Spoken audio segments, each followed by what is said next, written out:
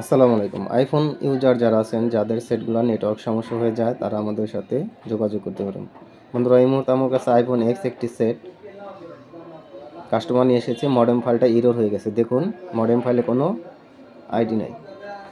তো এই সমস্যা হলে আপনারা আমাদের সাথে যোগাযোগ করতে পারেন।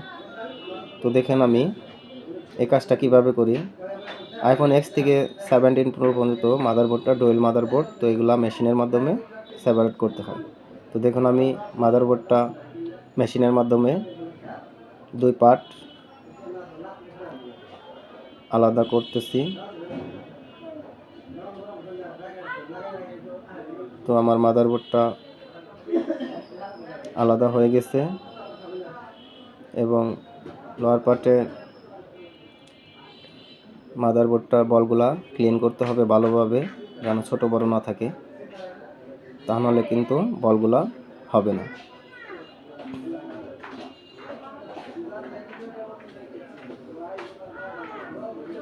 তো আমি মাদারবোর্ডটা খুব ভালোভাবে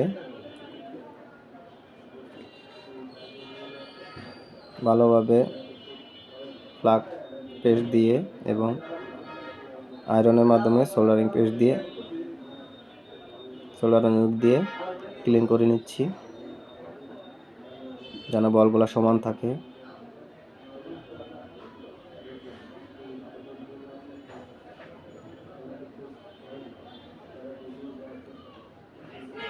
আমার মাদারবোর্ডটি ক্লিন করা হয়ে গেছে।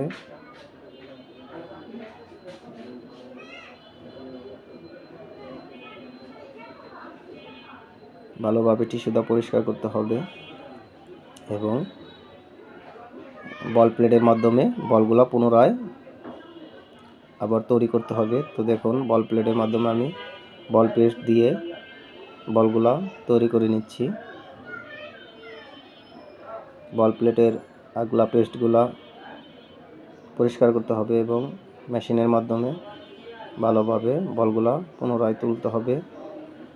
তো আমি আমার বল প্লেটটা সমস্যার জন্য টুইজার ব্যবহার করেছি, যেন বলগুলা সমান হয়। তো আমার বল করা হয়ে গেছে। এখন খুব সাবধানে বল প্লেটে উঠাতে হবে।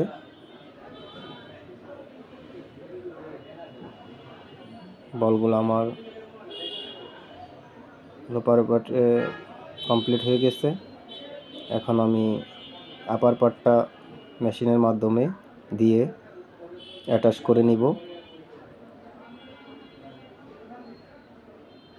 মেশিনের মাধ্যমে আমি দুইটা পার্ট একত্র করে নিচ্ছি এবং সাইড দিয়ে একটু ফ্ল্যাট পেস্ট দিচ্ছি, যেন মাদারবোর্ড দুটি একত্র ভালোভাবে হয়। একটু নাড়াচাড়া দিতে হবে যেন বলগুলো ঠিক মতো লাগে।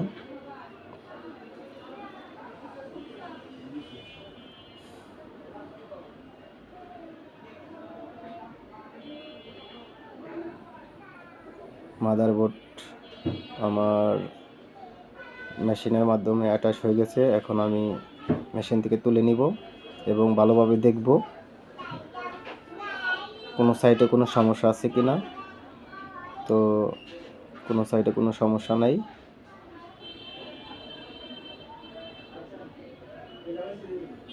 এখন আমি মাদারবোর্ডটা সেটে লাগিয়ে চেক দেব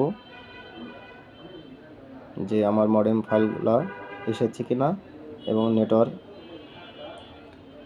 সেটটিতে এসেছে কিনা দেখব।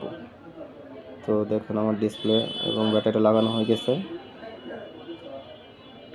সেটটা চালু করব।